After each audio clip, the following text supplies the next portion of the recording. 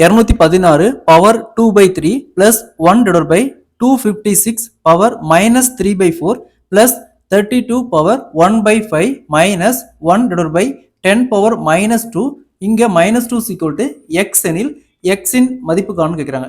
216 power 2/3 இருக்கு. So இந்த 216ங்கிறது 6 power cube மேலே பவரில் 2/3. நெக்ஸ்ட்டு ப்ளஸ் 1/256 மைனஸ் 3/4 இருக்குது.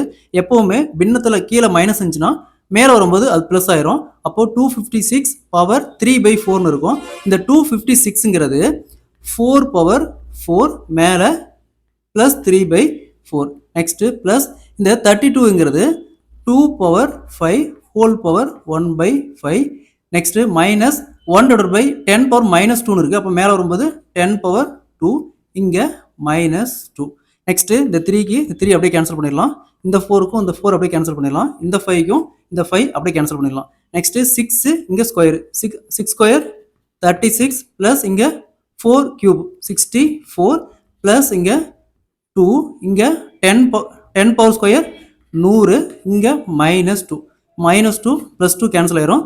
34 64 ப்ளஸ் 36 100. அதேமாதிரி இங்கே -100 இருக்குது. அப்போ அப்படியே கேன்சல் ஆயிரும். அப்போ ஆன்சர் வில் பி 0.